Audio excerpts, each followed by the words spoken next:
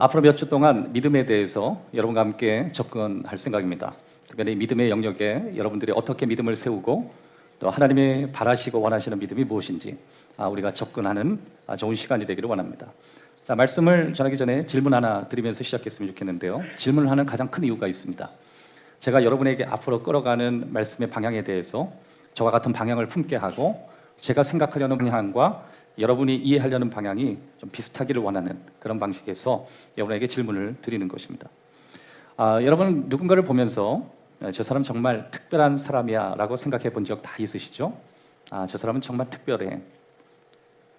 저런 일은 특별한 사람만이 할 수 있지. 혹시 그런 생각을 하셨던 적이 있으신지 묻고 싶습니다. 그렇다면 오늘 여러분과 함께 말씀을 나누게 된 이 스토리는 그거와 전혀 다른 스토리라는 걸 미리 말씀을 드리고 싶습니다. 여러분 성경 속에 믿음의 사람들의 인물들을 한번 자세히 살펴보십시오. 그 사람들은 처음부터 특별한 사람이 아니었습니다. 놀랍도록 평범했고요. 우리처럼 두려워했고, 우리처럼 실패했고, 우리처럼 질투했고, 우리처럼 고민했습니다. 그런데 하나님께서 그 평범한 사람들을 일으키셔서 그들의 믿음을 더함으로 비범한 사람들로 바꿔주셨습니다. 가끔 저희 교회 오랜만에 오신 분들, 그런 분들이 이제 인근에 사시는 분들 가운데 주유소에서 가끔 볼 때가 있습니다. 서로가 너무 반가워서 또 여기서 만날 거라고 생각 안 했는데 그런 주유소라고 하는 데서 딱 만날 때 너무너무 좋아하시는 표정을 지으면서 목사님도 기름 넣으시네요. 그래요. 네. 그래서 저는 그렇게 대답했습니다. 그렇습니다. 제 차는 믿음으로 가지 않습니다. 따라합시다. 차는 믿음으로 움직이지 않는다. 목사도 평범하고 또 교회 직분자도 평범하고 또 여러분 주위에 알고 있는 많은 사람들은 자신의 살아가는 삶의 내용 말고도 그들은 늘 평범하게 그렇게 살아가고 있습니다. 성경이 우리에게 친근하게 다가오는 가장 큰 이유 중에 하나는 성경 속의 위대한 인물들이 다 평범했기 때문에 그렇습니다. 하나님은 그들의 평범함 속에 믿음을 더하셨습니다. 히브리서 11장 그 사실을 우리에게 보여주는데요. 히브리서 11장은 믿음의 영웅편이 아니라고 하는 것입니다. 오히려 결점이 많은 사람들의 스토리고 상처가 많은 사람들의 이야기인 것입니다. 다윗도 그랬고 모세도 삼손도 기드온도 아브라함도 그들은 완벽하지 않았습니다. 아픔이 있었고 약함이 있었고 또 결점들이 많았습니다.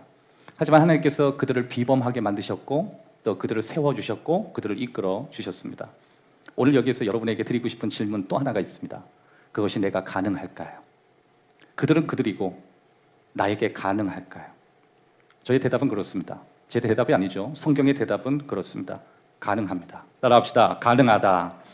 왜냐하면 믿음이라고 하는 그것은 특별한 사람에게만 주어지는 것이 아니라 평범한 사람이 비범하신 하나님을 신뢰하면서 그들의 믿음이 세워지기 때문에 그렇습니다. 우리가 어떻게 비범한 모습으로 갈 것인가? 우리의 믿음이 지극히 평범하지만 어떻게 우리도 그러한 사람들처럼 하나님 앞에 믿음으로 세워질 수 있을까? 우리 세 가지로 여러분과 함께 접근하기를 원합니다. 첫 번째, 믿음은 하나님으로부터 시작됩니다. 믿음은 하나님으로부터 시작됩니다. 본문을 여러분과 함께 읽고 싶은데요. 다시 한번 히브리서 11장 4절 함께 읽도록 하겠습니다. 시작. 믿음으로 아벨은 가인보다 더 나은 제사를 하나님께 드림으로 의로운 자라 하시는 증거를 얻었으니 하나님이 그 예물에 대하여 증언하시며 그가 죽었으나 그 믿음으로써 지금 말하느니라. 이 히브리서 기자는 히브리서 믿음장이라고 얘기하는 11장을 열면서 모세도 아니고 아브라함도 아니고 다윗도 아니고 의외로 아벨부터 시작합니다. 왜 그럴까? 중요한 믿음의 원리가 이 속에 담겨 있기 때문에 그렇습니다. 오늘 본문 4절을 한번 볼까요? 믿음으로 이렇게 나와요. 믿음으로. 영어를 찾아보면 by faith 이렇게 나와요. by faith. 믿음에 의하여. 이게 헬라어를 찾아보니까 피스테이라고 되어 있는데 이건 단순히 내가 믿었다가 아니라 내가 신뢰했다. 다시 말해서 내가 맡겼다. 하나님을 의지했다. 그건 뭐죠? 수동적인 것입니다. 아벨이 하나님께 제사를 잘 드렸기 때문에 인정받은 게 아니라 하나님이 무언가를 보여주신 걸 그가 믿음으로 수용하면서 그가 믿게 되었다. 여러분 신뢰라고 하는 건 내가 신뢰하는 것 같아도 그게 신뢰되어지는 과정을 경험하지 않습니까? 어떤 내용을 보고 내가 신뢰하게 됐다. 누군가를 믿게 됐다. 누군가를 따라가게 됐다. 그러니까 여기서 아벨은 믿음 때문에 인정을 받았죠. 4절을 다시 보시면 증거를 받았다. 그렇게 되어 있습니다. 증거. 이건 좀 살펴보니까 이거는 인정하다라는 1차적 의미와 이것을 좀 더 딥하게 들어가게 되면 하나님께서 이 사람을 인정하셨다. 하나님께서 이 사람을 증언하셨다. 이렇게 번역이 가능합니다. 그러니까 증거를 받았다. 이 뜻은 뭐냐면 그가 갖는 믿음은 하나님으로부터 왔고 아벨에게서 시작된 것이 아니다. 그것을 강조하고 있는 것입니다. 사도 바울도 골로새서 1장 16절에 만물이 그에게서 창조되되 하늘과 땅에서 보이는 것들과 보이지 않는 것들과 혹 왕권들이나 주권들이나 통치자들이나 권세들이나 만물이 다 그로 말미암고 그를 위하여 창조되었고, 앞에 쭉 보면 창조되되 그로 말미암고 그를 위하여 창조되었고 그랬습니다. 만물이 하나님으로부터 시작됐습니다. 만물, 이게 뭐죠? everything이에요. 모든 것. 여기에는 믿음도 들어가고 사랑도 들어가고 온갖 우리가 생각하는 세상을 유지하는 모든 것들이 하나님으로부터 시작되는 거예요. 우리가 갖는 믿음도 나로부터 시작된 것이 아니라 하나님으로부터 시작됐습니다. 우리를 굉장히 편하게 만드는 거예요. 하나님으로부터 시작된 믿음을 내가 수용하면서 인정을 받는 것입니다. 여러분, 양들은 풀을 뜯어먹다가 길을 잃는 것으로 굉장히 유명합니다. 양들은 이것도 맛있어 보이고 저것도 맛있어 보이고 하면서 길을 잃어버립니다. 왜 그러냐면 양들은 기소 본능이 형편없기 때문에 그렇습니다. 길을 잃은 양은 절대 살지 못하죠. 그는 자신을 보호할 수 있는 능력이 없기 때문에 그렇습니다. 그래서 이스라엘을 하나님이 양이라고 표현할 때 언제나 전제 조건은 하나님이 길을 잃은 양을 찾아가신다는 의미를 전제 조건으로 갖습니다. 양은 자신이 잃은 길을 다시 회복하지 못합니다. 언제나 목자가 양을 찾으러 나서게 되어 있는 것입니다. 그래서 언제나 하나님은 이스라엘 백성들 늘 길을 잃은 양과 같이 설명하시고 내가 저 양을 위하여 길을 나서겠다. 저를 구원하겠다. 여러분, 우리가 보통 구도자라고 하죠. 믿음을 찾는 사람, 이걸 구도자라고 얘기하는데 구도자가 하나가 더 있습니다. 하나님이십니다. 하나님도 우리를 찾으십니다. 하나님도 잃어버린 양들을 찾아 나서시는 분이신 것입니다. 한번 따라합시다. 하나님이 먼저 나서시는 분이다. 하나님께서 동물을 희생시켜서 가죽옷을 입혀주셨다는 창세기 스토리를 아시죠? 아담과 하와가 범죄했습니다. 너무 부끄러워서 그는 하나님을 피해 있었습니다. 적당히 주위에 있는 나뭇잎으로 가렸지만 하나님이 원하시는 건 그런 임시적인 것이 아니었습니다. 그래서 그들을 보호하고 그들의 수치를 가리는 그것을 위해서 짐승을 잡았습니다. 그래서 동물을 희생시켜서 피를 흘리게 하고 최초의 피를 흘리게 함으로써 그들에게 가죽옷을 입혀 주셨습니다. 아마 이것을 여러분이 다양한 설교 매체를 통해서 알고 계실 것입니다. 여기서 한 가지 분명한 건 뭐죠? 아담이 움직인 게 아니라 하나님이 움직이신 거예요. 하나님이 먼저 움직이시고 하나님이 먼저 찾아오시는 것입니다. 하나님은 언제나 그렇습니다. 하나님은 언제나 먼저 움직였습니다. 여러분, 그리스도인들에게 하나님이 원하시는 게 뭐죠? 먼저 움직이는 것입니다. 하나님이 그것에 지혜를 주시고 그런 감동을 주신다라고 하는 것, 이것이 우리에게 의미 있는 것입니다. 하나님을 향한 모든 감동은 여러분에게서 시작된 게 아닙니다. 그것은 하나님으로부터 시작됐습니다. 그것이 무엇이든 모든 감동은 모든 만물이 하나님으로부터 창조되고 하나님을 위해서 창조된 것처럼 여러분 마음속에 예배를 드리고 싶은 마음, 교회를 오고 싶은 마음, 또 누군가를 주님 앞에 이끌고 싶은 마음, 또 기도하고 싶은 마음, 이것은 나의 의지인 것 같지만 그 모든 것이 하나님을 위해서 창조됐고 하나님에 의해서 만들어졌고 하나님으로부터 시작됐습니다. 저는 오늘 이 시간에 기도하고 싶은 마음을 여러분 마음 가운데 주시기를 주의 이름으로 축원합니다. 하나님을 믿고 싶은 마음이 하나님께서 여러분에게 주시기를 주의 이름으로 축원합니다. 그래서 믿음은 선물이라고 하는 게 거기서 나온 것입니다. 우리의 의지가 아니다. 나의 결단인 것 같지만 결국 하나님이 하시는 것이다 라고 하는 것입니다. 내가 알아차리기 훨씬 이전부터 하나님이 시작하셨고 내가 결정할 수 있는 훨씬 전부터 하나님은 움직이기 시작한 것입니다. 목자가 찾아와야 길을 찾을 수 있는 양들처럼 그것이 바로 복음입니다. 복음이라는 것은 내가 하나님께 돌아가는 게 아니라 내가 돌아가기로 한 훨씬 이해되지 않는 그 영역 안에서 이미 하나님은 움직이셨고 하나님은 나를 찾으셨고 나를 부르신 것입니다. 믿음의 스토리라고 하는 건 우리에게서 시작된 것이 아니라고 하는 것입니다. 단지 우리 삶의 믿음이라고 하는 영역을 우리가 설명할 때 우리에게도 중요한 역할이 있는 것뿐입니다. 한번 따라합시다. 믿음이 우리에게서 시작되지 않았고 우리의 중요한 역할이 믿음을 세운 것뿐이다. 그러니까 저와 여러분들이 내가 오늘부터 믿기로 했다라고 하는 건 믿음의 시작점이 아니라 시작하신 그 믿음을 세우는 중요한 역할을 맡은 것뿐입니다.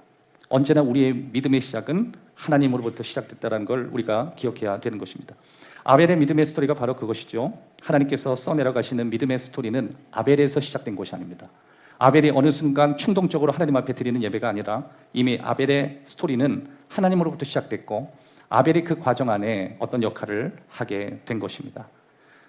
사랑하는 여러분, 오늘 저와 여러분들이 주시는 하나님의 귀한 약속을 통해서 하나님이 먼저 나를 찾아오시고 나를 사랑하시고 나에게 다가오셔서 내가 그 하나님을 믿을 수 있도록 하나님이 이끌어 주신 것입니다. 요한복음 3장 16절에 하나님이 이처럼 나를 사랑하사 독생자를 주셨으니 이는 저를 믿는 자마다 멸망치 않고 영생을 얻게 하려 하십니다. 내가 믿는 것이 아니라 하나님이 나를 믿게 하셨고 우리 가정을 믿게 하셨고 내가 오늘 하나님을 향하게 하셨고 하나님을 기억하게 하셨고 하나님을 향한 예배 속에 내가 감동이 일어난 게 아니라 하나님이 내 마음에 감동을 주실 것입니다. 오늘 여러분에게도 그 감동이 있었으면 좋겠습니다. 하나님으로부터 오기를 축복합니다. 평안도 하나님으로부터 오기를 축복합니다. 믿음은 행동으로 나타납니다. 믿음은 행동으로 나타납니다. 오늘 다시 본문을 한번 보겠습니다. 믿음으로 아벨은 가인보다 더 나은 제사를 하나님께 드림으로, 여기서 드림으로 드렸다. 믿음으로 행동했다는 거죠. 이 드림으로라고 하는 이 단어는 믿음은 반드시 행동으로 표현됐다는 것을 우리에게 보여주는 것입니다. 또 이 드림으로라고 하는 표현의 정확한 표현은 자원했다, 자발적으로 했다. 그가 스스로 허물을 가지고 오게 되었다. 그것입니다. 야고보서 2장에 보면 행함이 없는 믿음은 죽은 믿음이라고 했죠. 행함이 없는 믿음은 죽은 믿음이다. 한번 따라합시다. 행함이 없는 믿음은 죽은 믿음이다. 우리는 의도를 참 많이 하죠. 운동을 해야지, 성경을 읽어야지, 기도를 해야지, 헌신을 해야지, 섬겨야지, 여러 가지 의도는 많이 하지만 행동은 하지 않습니다. 의도는 믿음이 아닙니다. 의도는 의도일 뿐이에요. 성경은 의도를 믿음이라고 얘기하지 않고 행동을 믿음이라고 이야기하는 것입니다. 로마서 10장 17절 그러므로 믿음은 들음에서 나며 들음은 그리스도의 말씀으로 말미암느니라. 믿음은 들음에서 난다. 귀로만 듣는 것이 아니라 이 들음은 순종하기 위해서 듣는 것입니다.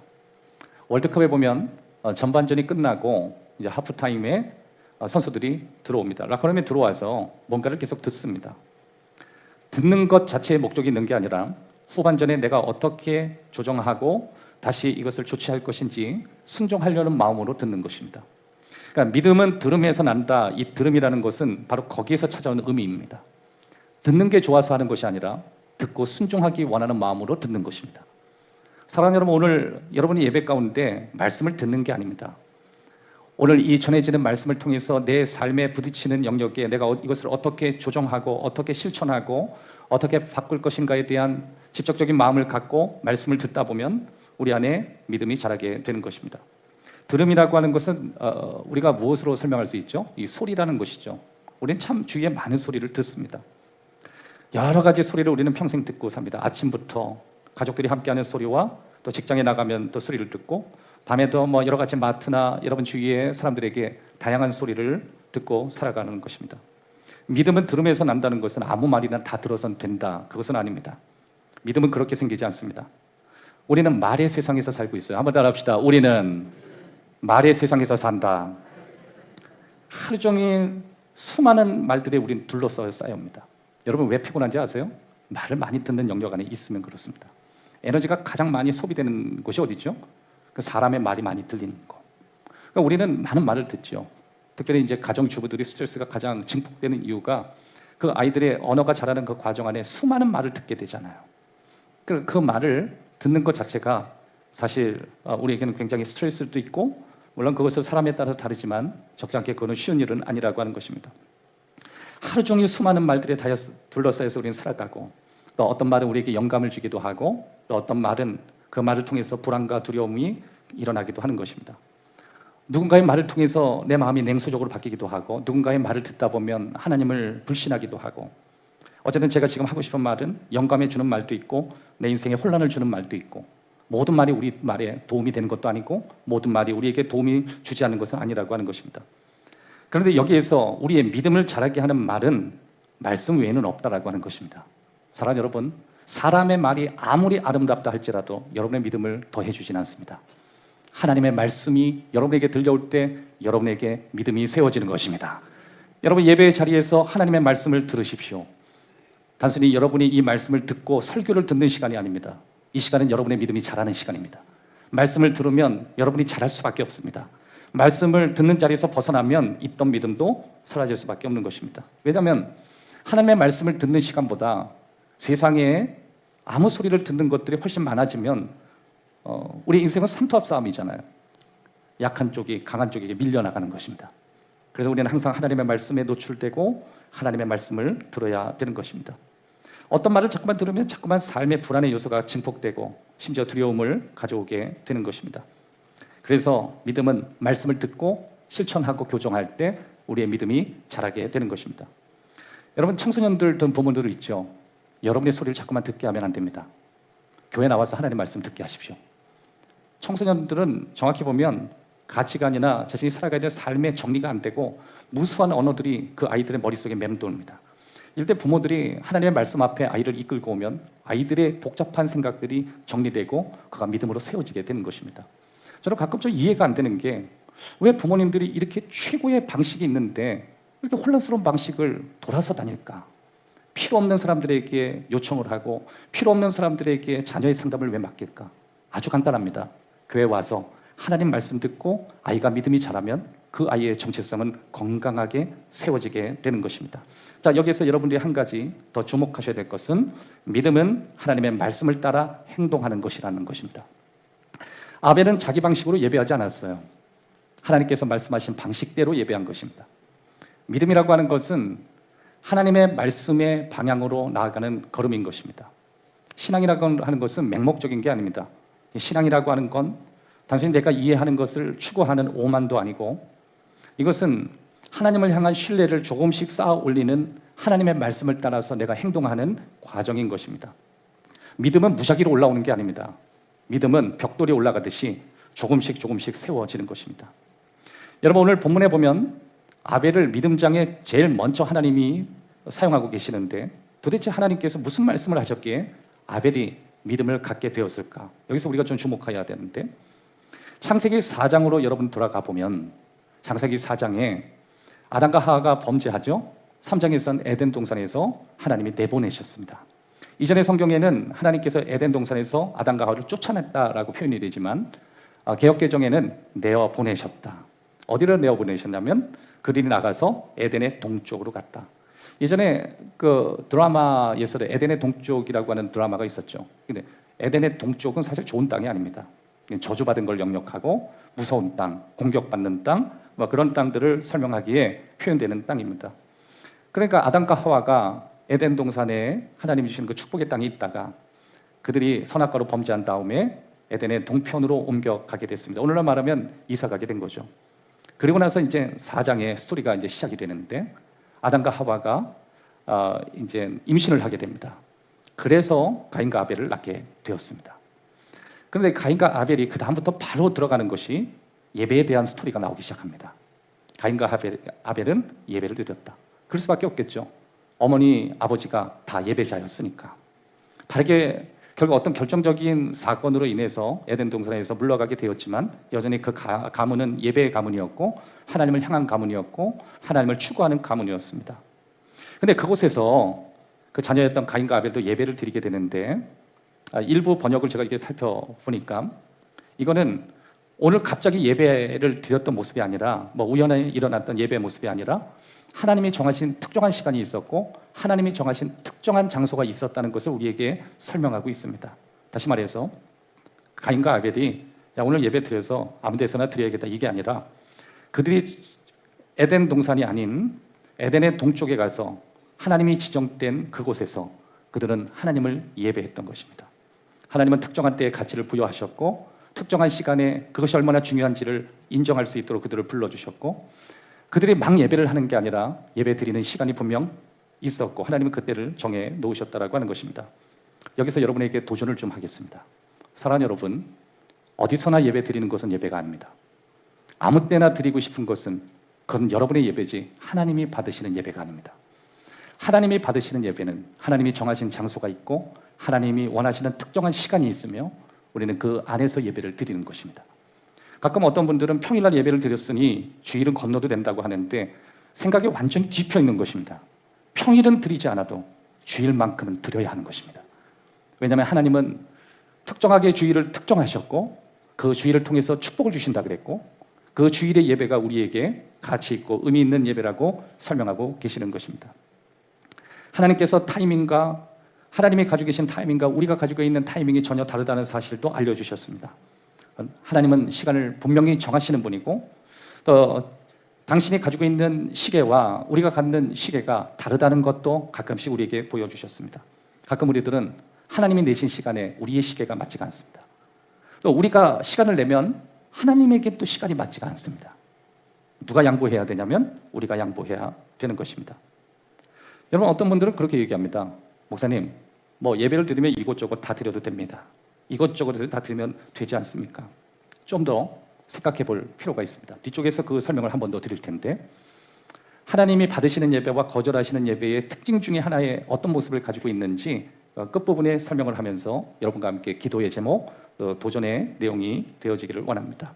오래된 책 한 권 있는데 여러분에게 책 한 권 또 설명을 해드렸으면 좋겠습니다. 제가 요즘 책을 많이 설명해 드리는 이유는 새로운 시리즈를 여러분과 함께 시작할 때 여러 가지 책들을 참고하고 볼 수밖에 없기 때문이고 또 그런 주제로 나갈 때 여러분들에게 굉장히 도움이 되고 또 어떤 분에겐 그것이 도움이 되지만 다른 분들에겐 다른 것이 도움이 줄 수 있기 때문에 제가 참고하는 여러 도서 중에 조그마한 내용들을 조금씩 열어드리는 것입니다. 캔멜 이 교수님의 책인데 그 내비게이터에서 나오는 소책자거든요. 늘 쫓기는 일로 바쁜 우리에게 주는 그 내용의 책입니다. 그 책에서 우리에게 설명하는 내용은 그렇습니다. 우리 삶에 급한 일들이 굉장히 많다는 거죠. 급한 일 중심으로 가다 보니까 하루 일과가 끝나고 체크해 보니까 정말 해야 되는 중요한 일을 놓쳤더라. 우리에게 가장 중요한 건 뭐냐면 내 삶의 가장 중요한 우선순위를 정하지 않으면 우리는 중요한 것보다 급한 일을 처리하다가 결국 중요한 걸 놓치게 된다. 그것이 바로 방금 보여드린 그 책의 내용입니다. 꼭 해야 할 일들이 몇 가지 우리에게 꼭 있습니다. 근데 그러한 일들 가운데 가장 중요한 우선순위를 먼저 설정하지 않으면 우리는 늘 급한 일 중심으로 살아가다가 결국 우리에게 가장 중요한 타이밍을 놓치게 되고 하나님이 원하시는 방향에 우리가 서지 못하게 되는 것입니다. 저의 경험을 여러분한테 잠시 나눠도 제가 정말 하고 싶은 것들이 있을 때 제가 꼭 해야 되는 중요한 시간에 겹치는 그 순간이 있습니다. 거긴 반드시 대가가 필요합니다. 왜냐하면 제가 너무너무 하고 싶은데 근데 굳이 하지 않아도 정말 중요한 것을 해치지 않는 그런 범위 안에선 가능하겠지만 그것을 하게 되면 중요한 일을 하지 못하는 저 같은 경우는 뭐겠어요? 아무래도 예배, 하나님께 드리는 제가 하나님과 약속되어진 어떤 시간들 그것에 대해서 저는 중요한 포인트라고 잡고 있고 또 그 시간에 겹쳤을 때 이것보다 더 중요하게 생각하는 무언가를 놓고 갈등하게 되는 것이었습니다. 그냥 슬쩍 지나가도 될 건 그 속에서 나는 우선순위를 정해야 됐고 결국 저는 원래 가장 중요하다고 생각하는 그 일을 선택했고 또 그것 때문에 대가를 치르게 됐습니다. 그 대가는 한 번 오기 쉽지 않은 그 기회를 놓칠 수밖에 없었고 그걸 포기하게 됐고 하지만 저는 그것보다 훨씬 중요한 제가 생각하는 가치에 이것을 두었습니다. 여러분 우리는 이 순간 우리가 가지고 있는 경험이나 우리의 삶 속에 하나님의 뜻을 느낄 수 있는 소중한 소리들을 계속 수집하고 또 들어가고 있다라고 하는 것입니다. 우리 그 창세기 4장에 보면 가인과 아벨 이 형제 두 명이 모두 예물을 가지고 왔습니다. 그것은 하나의 장소였고 또 하나님이 만나주시는 곳이었고 하나님이 지정한 곳이었습니다. 어떤 사람은 그곳이 에덴의 동쪽 어딘가라고 얘기하는 사람도 있고 동쪽이 아니라 오히려 다른 쪽이라고 얘기하는 것도 있지만 장소와 위치가 중요한 게 아니라 중요한 것은 하나님이 지정된 무언가가 있었다라고 하는 것입니다. 하나님은 물론 말씀하셨겠죠. 나는 어느 곳에서 어떤 시간에 예배를 원한다. 그러니까 가인과 아벨 두 사람은 하나님이 만나주시는 시간과 장소를 부여받았던 것입니다. 하나님이 예배를 원하시는 방식도 부여받았습니다. 가인도 하나님이 보여주신 정해주신 예배 방식대로 드려야 될 의무가 있었고 또 아벨도 그러한 의무가 있었습니다. 둘 다 정보가 있었고 그런 대로 행해야 될 의무가 있었습니다. 아벨은 하나님이 보여주신 그대로 응답했습니다. 그 방식이 바로 동물로 올려드리는 것이었습니다. 그런데 가인은 불편했습니다. 여러분 여기에서 저와 여러분에게 대해서 한번 얘기해 봅시다. 하나님의 말씀을 듣고 내가 지금까지 살아왔던 경험대로 하고 싶을 때가 많이 있지는 않는지 아벨은 그렇게 하지 않았다라고 하는 것이죠. 여러분, 개인적으로 우리는 하고 싶은 게 너무 많고 내가 할 수 있는 것도 많이 있다고 생각할 때 정말 그것보다 하나님이 더 원하시는 무언가가 있다는 사실에 내가 하고 싶은 것을 내려놓는 그 순간이 혹시 여러분에게 있는지 여러분에게 한번 질문하고 싶습니다. 예수님께서 우리에게 하신 말씀 가운데 듣는 것으로 부족하다. 너희에게 복이 있기 위해선 너희는 행동해야 되고 행하는 자라야만 복을 받는다. 그렇게 얘기했습니다. 가인은 자기의 방식으로 가져왔습니다. 농산물을 가지고 왔고 아벨은 하나님의 방식으로 가지고 왔습니다.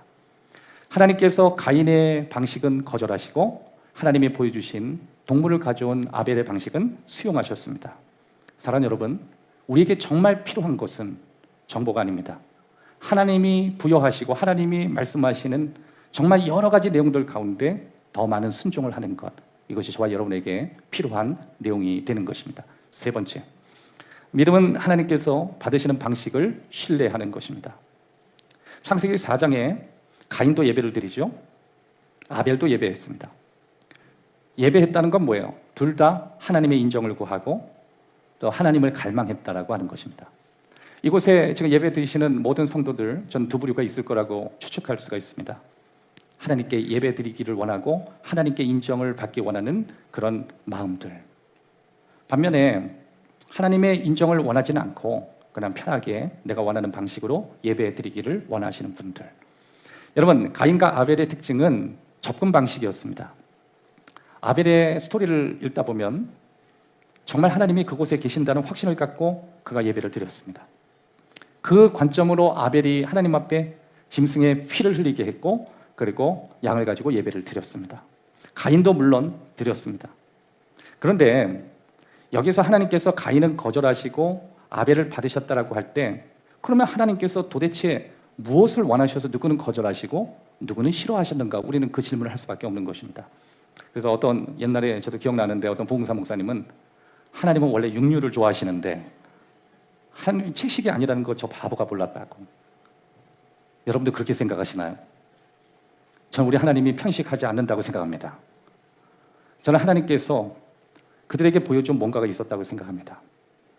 여러분, 아담과 하와가 범죄했을 때 그들을 용서하시면서 하나님이 예배가 무엇인지를 먼저 보여주실 때 하셨던 일을 그들은 아마 기억을 하게 되었을 것입니다. 그것은 짐승을 죽이는 일이었습니다. 예배는 짐승이 죽어야만 한다. 예배는 짐승의 피가 있어야만 한다. 그것이 하나님이 원하시는 예배다.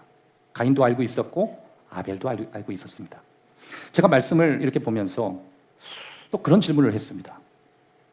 아벨은 목축을 하는 사람이고 가인은 농사를 하는 사람이니 각기 자기의 산물을 가져온 게 뭐가 그렇게 잘못이야?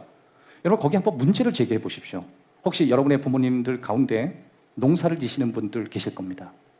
여러분, 여러분들이 만약에 여러분의 부모가 농사를 짓는다고 다 여러분에게는 채소밖에 없겠습니까? 그렇지 않죠. 외양간 가보면 적당히 몇 개의 소, 또 여러분의 짐승들 다 여러분의 권한이 있습니다. 농사를 한다고 채소만 가져올 법도 아니고 그렇다고 짐승을 목축을 한다고 그 사람은 짐승만 가져와 있는 법이 어디 있습니까? 그러면 한 사람은 채소를 가져오고 한 사람은 짐승의 피를 흘리면서 재물을 가지고 왔다는 건 종류에 있지 않았다라고 하고 오히려 예배 방식에 있었다는 그런 접근을 우리가 할 수 있는 것입니다. 하나님은 예배란 짐승의 피가 있어야 된다는 걸 미리 가르쳐줬던 것 같습니다. 가인은 그것을 수용하기가 싫었습니다. 그냥 자기가 편한 대로 예배드리고 싶었습니다. 근데 아벨은 그것을 그대로 수용한 것입니다. 여러분, 우리가 겪는 가장 큰 고통 가운데 하나는 거절의 고통이라는 거 혹시 알고 계세요? UCLA의 어떤 팀에서 거절감에 대한 엄청난 연구를 했습니다. 사람들이 상처를 받을 때 가장 심각한 상처 가운데 하나가 뭐냐면 거절감입니다. 리젝션이라고 하는 건데 대사관에서 뭔가 서류를 냈을 때 거절당하는 걸 리젝이 됐다 그러는데 거절감이 우리에게 굉장한 고통을 준다고 이야기합니다. 사실 예수님도 거절감을 잘 아시죠? 이스라엘 땅에 갔는데 백성들이 예수님을 거절하셨다. 그런데 이 UCLA 팀에서 무엇을 밝혀냈냐면 사람이 거절당했을 때 그가 당하는 느낌은 육체적인 고통만큼 훨씬 그 이상으로 크다는 결론이 나왔습니다. 다시 말해서 심리적인 거절감이 육체에게 주는 영향, 이것에 대해서 논문을 발표했는데 신체적으로 고통당할 때, 특별히 뇌가 통증을 느끼기 시작하는데 누군가에게 거절을 당하기 시작하면 뇌가 엄청난 통증을 느끼기 시작한다 그럽니다. 그래서 가끔 여러분 어떤 외상 환자나 다양한 환자들을 보면 이 뇌가 부었다, 압이 올라간다 이런 얘기를 하잖아요. 그 사람이 누군가에게 거절을 당할 때 육체적으로 문제가 생길 때 뇌의 통증이 심각해지는 것처럼 심리적으로 누군가에게 거절을 당하면 뇌에 문제가 생긴다고 합니다. 뇌가 막 붓기 시작하고, 그래 육체적인 고통이 있을 때에도 뇌에 영향이 있는 것처럼 심리적인 거절을 당할 때 이 사람은 뇌에 심각한 문제가 일어나기 시작한다는 것입니다. 왜 그럴까? 우리는 받아들여지는 존재로 창조되었습니다. 한번 따라합시다. 우리는 받아지도록 창조되었다. 우리는 용서받도록 창조되었고 누군가를 인정하면서 인정받아지도록 창조되었습니다. 그러니까 우리는 살아가면서 누군가에게 사랑으로 받아들여지고 이해로 받아들여지고 용납으로 받아들여질 때 우리는 행복을 느낄 수 있는 존재로 우리는 지음을 받았습니다. 여러분 행복한 가정이 뭐라고 생각해요? 재물이 많고 부모님이 밝고 뭐 그런 것이 물론 우리에게 적당히 필요할 수도 있겠지만 진짜 행복한 가정을 볼 때 그 가정은 받아들여지는 가정입니다. 무슨 말을 해도 수용이 되고 이해되고 용납이 되는 거. 그래서 어떤 가정은 이거 해 저거 해 저거 하지 않으면 안 돼 지시는 있는데 그것을 잘 못할 때 수용되거나 용서되거나 받아들여지는 경우가 별로 없는 것 같습니다. 제가 청년부 리더들을 세울 때 어떤 리더들을 세우냐면 능력은 그만합니다. 사람들은 자꾸 능력 얘기하는데 제가 볼 때는 그렇다 할 능력들이 다 없어요. 그런데 리더를 세울 때 제 1의 조건이 저 사람은 수용성이 있는가요? 여러분 고기도 이게 수용성 고기, 개를 좋아하시는 분은 그쪽 부분에 수용성이 좀 있다 그러는데 뭔가 수용되어지는 입장, 이것은 사람들로 행복을 느끼게 하고 즐겁게 만들기도 하고 또 치유를 경험하기도 하는 것입니다. 우리 청년부 이렇게 끌어가는 지체를 보니까 일단 회장단 친구들이 참 수용성이 강한 것 같아요. 힘들다 그러면 그 힘들다는 걸 이해하고 어렵다 그러면 어렵다는 걸 이해하고 왜 하필? 그게 뭐가 문제인데? 그게 지금 너에게 필요한 얘기라고 해서 그런 공격적인 그런 것이 아니라 만약에 그렇게 공격적이라면 지금 청년들은 한 10명 남았을까요? 근데 지금의 청년들은 다 수용을 합니다. 여러분의 가정에서도 그런 은혜가 있었으면 좋겠어요. 수용하고 이해하고 용납하고 받아주고 교회 안에서도 그랬으면 좋겠습니다. 여러분에게 그런 축복이 있기를 주의 이름으로 축원합니다. 가인은 농산물을 가지고 갔을 때 하나님으로부터 거절을 당했고 그는 분노가 일어나기 시작했습니다. 여러분 사람은 수용될 때 행복하고요 거절당할 때 공격적으로 바뀌기 시작합니다. 그런데 아벨의 제물을 받으시고 가인의 제물을 거절하신 가장 큰 이유가 있습니다. 뭐 거절하신 이유는 그렇다고 해도 아벨의 제사를 받으신 이유가 4절에 다시 한번 나옵니다. 자, 히브리서 11장 4절 한번 볼까요? 여기서 더 나은이라는 단어 있죠? 더 나은. 이게 이제 헬라어로 보면 플레이오나라고 하는 단어인데 이거는 좋다는 의미가 아니라 하나님께 합당하다, 하나님께 더 가치 있다 이런 뜻입니다. 왜요? 하나님이 제시하신 방식에 가깝다. 하나님이 원하시는 방식에 가깝다. 여러분 가인은 자신이 한 일을 믿었습니다. 내가 원하면 하나님도 원할 거라고 생각했습니다. 내가 원하는 장소는 하나님도 원하는 장소라고 생각했습니다. 내가 원하는 시간이면 하나님도 그 시간을 원한다고 생각했습니다. 그런데 하나님은 달랐습니다. 하나님이 원하는 시간이 있었고 하나님이 원하시는 장소가 있었습니다. 가인은 분노했어요. 창세기 4장 7절 왜 분노하느냐? 죄가 문에 엎드려 있다. 이거는 맹수가 웅크리고 있는 모습을 보여주고 있는 것입니다. 이걸 가리켜서 유다서 11절에는 이렇게 남아 있습니다. 다 같이 한번 읽어보겠습니다. 시작. 화 있을진저 이 사람 행하였으며 삭을 위하여 발람의 어그러진 길로 몰려갔으며 고라의 폐역을 따라 멸망을 받았도다. 여기서 가인의 길 이것이 중요한데 펜이 있으신 분은 언더라인을 거시면 좋습니다. 이게 헬라어로 보면 호도스카인이라고 하는 단어로 되어 있는데 이거는 뭐냐면 자기 방식으로 살아가는 삶의 모습을 설명할 때 호도스카인 이렇게 얘기합니다. 분명 하나님은 먼저 보여줬습니다. 아버지 어머니가 하나님 앞에 선악과를 통해서 범죄했을 때 하나님이 먼저 달려오셔서 그들의 허물을 무엇으로 덮어주시고 어떻게 덮어주셨는지 분명 보여주셨습니다. 하나님은 처음에 푸른 잎사귀로 가린 것을 재해 보이시고 짐승의 가죽을 벗기시고 피를 뿌리면서 그것을 덮어주셨습니다. 그게 하나님이 보여주셨던 것입니다. 아벨은 아마 아담과 하와에게 신앙교육을 받으면서 예배는 말이야 언제나 대가가 있어야 되고 아픔이 있어야 되고 눈물이 있어야 되고 심지어 짐승이 죽어가면서 있는 절규가 있어야 돼. 뭔가는 잘 모르겠지만 하나님은 그걸 예배라고 하시고 그러한 재물을 가져오라고 하셨어. 아벨은 그 이유가 무엇인지 잘 모르면서도 그대로 수용했습니다. 가인은 자기의 생각이 좀 많았던 것 같아요. 하나님이 앞서 보여주신 일을 신뢰하는 것보다 내가 지금 할 수 있고 내가 지금 편하고 내가 하기 좋아하는 걸 중심으로 찾아갔습니다. 하나님이 거절하셨습니다. 그건 예배가 아니다. 예배는 네가 원하는 걸 드리는 게 아니라 하나님이 원하는 장소에서 하나님이 원하는 시간에 하나님이 원하는 방식은 내가 편한 방식, 나에게 익숙한 방식을 찾는 건 그것은 예배가 아닙니다. 여러분, 하나님께서 당신이 보여주신 그 방식을 우리가 믿고 살아가는 아벨의 길을 선택하기를 원하십니다. 뭔가 하나님의 뜻이 있었겠죠? 근데 여러분, 성경에서 보면 아벨은 한마디도 나오지 않습니다. 다윗은 시편이라도 있고 모세는 모세 오경이라도 있고 수많은 믿음의 영웅들은 그 다음에는 삼손도 여러 가지 말들이 많은데 아벨은 믿음에 대해서 단 한마디도 없습니다. 그런데 믿음장이라고 하는 11장에 하나님은 아벨을 제일 먼저 세웁니다. 이유가 도대체 뭘까? 믿음이 무엇인지를 아벨이 보여줬기 때문입니다. 믿음은 하나님이 앞서 보여주신 그 방식을 수용하는 것입니다. 오늘 이 세 번째 여러분이 들으셔야 될 메시지는 믿음은 하나님께서 받으시는 방식을 신뢰하는 것이라는 그 영역 안에서 하나님의 도전이 있는 것입니다.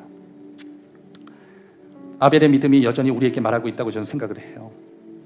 그가 한 말이 아니라 그의 행동이 아니라 그의 믿음의 스토리가 그가 하나님이 말씀하신 그 방식을 그가 그대로 수용하고 순종한 그 평범한 아벨 같은 사람이 오늘 위대한 믿음의 인물전에 나오게 되는 것입니다. 사랑하는 여러분, 가끔 하나님께서 우리를 불러주신 곳이 있고 우리가 예배를 드려야 될 곳이 있다고 저는 우리에게 말씀하신다고 저는 믿습니다. 어떤 분은 좀 신앙생활을 잘못 좀 이해하시는 분이 있더라고요. 전 세계에 있는 교회가 다 내 교회라고 생각을 합니다. 오늘 본문의 입장에서 보면 그건 좀 약간 무리하고 문제가 있습니다. 그것은 뭐냐면 내가 원하는 대로 내가 편한 장소를 지정하고 내가 예배를 드리고 예배 드리지 않을 것을 스스로가 결정하고 판단하는 것입니다. 그건 예배가 아닙니다. 온라인 예배는 예배가 아닙니다. 여러분, 온라인 예배는 코로나를 통해서 우리에게 주어진 출구 정도입니다. 출구가 인생이 되어서는 안 됩니다. 온라인은 하나님이 받으시는 예배가 아닙니다. 온라인을 통해서 예배를 드리는 것이 아닙니다. 하나님이 진짜 원하시는 예배는 하나님이 정하신 장소, 하나님이 정하신 시간에 내 삶을 드리는 것입니다. 가끔 어떤 분은 그럽니다. 목사님, 옆에 교회도 되고 건너편 교회도 되고 교회는 다 아버지 교회니까 다 드려도 되겠나요? 여러분, 그런 걸로 생각한다면 저는 이런 질문을 했습니다. 하나님이 하필 굳이 예배 드리는 방식과 시간을 왜 특정히 정하셨을까요? 특별히 여러분, 채소를 드리는 게 뭐가 잘못됐죠? 여기 육류를 좀 적당히 드시고 채소 좋아하시는 분 많이 계시잖아요. 왜 하나님은 이런 오해를 받으실 만큼 채소를 드린 가인 싫어하시고 짐승을 드린 아벨을 좋아하시는 이유가 도대체 뭐예요? 하나님이 도대체 무엇을 원하셨기 때문에 저는 하나님께서 아벨이 드리는 그 짐승의 그 방식을 통해서 뭔가를 보여주고 싶어 하셨던 것 같습니다. 앞으로 말이야, 메시아가 올 건데 그 메시아는 너의 허물을 덮기 위하여 사지가 지키고 비명을 지르며 그리고 피를 뿌리는 그것으로 너희는 용서를 받게 돼야 돼. 아벨은 그게 무슨 의미인지도 모르고 하나님의 방식을 수용했습니다. 사랑하는 여러분, 우리 검단 행복한 교회에서 여러분이 이곳에서 예배드리고 저는 이곳에서 여러분들이 하나님을 찬양하는 것이 진리라고 저는 말씀드리고 싶지 않습니다. 하지만 여러분이 이곳에서 하나님을 예배하고 찬양하는 그 순간을 통해서 하나님이 여러분에게 뭔가 보여주고 싶어 하시는 것이 있다면 여러분은 어떻게 생각하십니까? 여러분의 가정을 통해서, 여러분이 살아왔던 삶을 통해서, 지금의 여러분의 그 현실 속에서 하나님이 심어놓으신 거기에서 예배드리는 그 모습을 통해서 하나님이 무언가를 설명하고 싶은 방식이 있다면 때는 그것이 이해되지 않아도 우리는 그 길로 가는 것입니다. 저와 여러분들에게 하나님의 위로와 축복의 길을 주의 이름으로 축원합니다. 좋으신 아버지 하나님, 오늘 우리의 예배가 승리의 예배가 되기를 원하고 오늘 우리가 드려지는 예배를 통해서 하나님의 영광을 받으시는 은혜의 예배가 되게 해 주옵소서. 우리가 드리는 예배를 통해서 신령과 진정으로 주님께 나아가는 예배가 되게 하여 주옵소서. 예수 그리스도의 이름으로 기도하옵나이다.